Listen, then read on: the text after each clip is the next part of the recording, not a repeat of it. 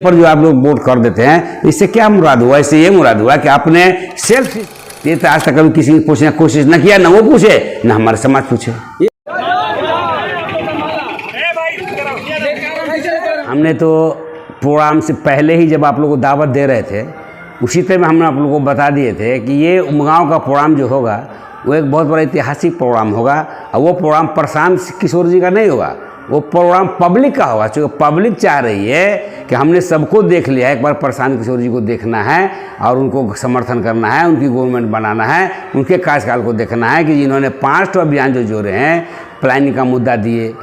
Education का मुद्दा दिए, बच्चे लोग के पढ़ाई लिखाई में शिक्षा में बहुत कमी आ रहा है उसका मुद्दा दिए, वृद्धा पेंशन का मुद्दा दिए, किसानों का मुद्दा दिए,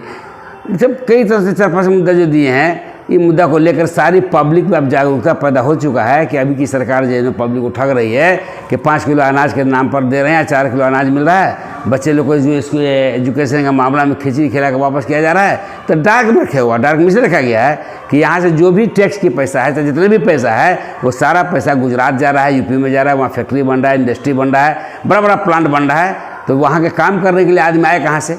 इसलिए बिहार को एजुकेशन से मुक्त किया जा रहा है कि अगर बच्चे यहाँ के पढ़ लेंगे तो फिर हमको वहाँ सस्ता में लेबर कहाँ से मिलेगा। इसलिए बिहार को लेबर का फैक्ट्री बना दिया है और यूपी को फैक्ट्री का फैक्ट्री बना दिया है। इसलिए प्रशांत जी ने कहे हैं जो कल के प्रोग्राम में कि हम इस तरह की बात होगी तो हमने सबको पर नजर है, सबको हम लोग देखेंगे, सबका झिल्ली उड़ा दिए, सबके बारे में बता दिए कि इसके रीजन में सब कुछ हुआ। लेकिन बिहार में आज तक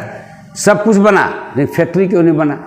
बच्चे का एजुकेशन क्यों नहीं के लिए कहीं नहीं सोचा गया? प्लानिंग के लिए कहीं नहीं सोचा गया? तो सब कुछ यहाँ का पैसा लेके गुजरात में लग रहा है, यहाँ कुछ नहीं किया जा रहा है। तो इस समर्थन जो हम बोले थे आपको पहले, कितना बड़ा भीड़ इकट्ठा होगा जिसका कोई इतिहास नहीं रहेगा, और जो आप लोगों ने देख लिए, इतनी बड़ी खुशी की बात है कि दूर दूर से महिलाएं लोग जो आई थी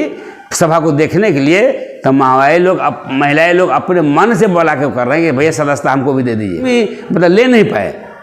इतनी भी सदस्यता, फिर भी सबका दुआ, सबका मान सम्मान मिला। और जो सभा हुआ, इतना बड़ा कारगर सभा हुआ, जो इतिहास में एक बहुत बड़ा भूचाल आ गया हर इलाके में, कितना बड़ा प्रोग्राम आज तक न हुआ है और होने वाला अगर होगा भी तो प्रशांत किशोर ही करवा सकते हैं। तो हम कार्यकर्ता के हैसियत से हैं, दावेदारी भी ठोके हुए हैं, कार्यकर्ता के चल रहे हैं कि जितने भी हमारे बहुत सारे हमारे प्रत्याशी भाई बंधु सब हैं। अगर हम विधानसभा में समस्या का तो कोई हिसाब ही नहीं है। मान के चलिए अभी की जो सरकार है और अभी की जितने भी हमारे सामाजिक स्तर पब्लिक है, किसी भी काम के लिए अगर सरकारी संस्था में जाते हैं, जैसे कि ब्लॉक में गए या थाना में गए, जहाँ भी गए, तो देखबे करते हैं बेगर कुछ पैसा लिए हुए आज तक कोई काम नहीं हो पा रहा है। एक तो मान लीजिए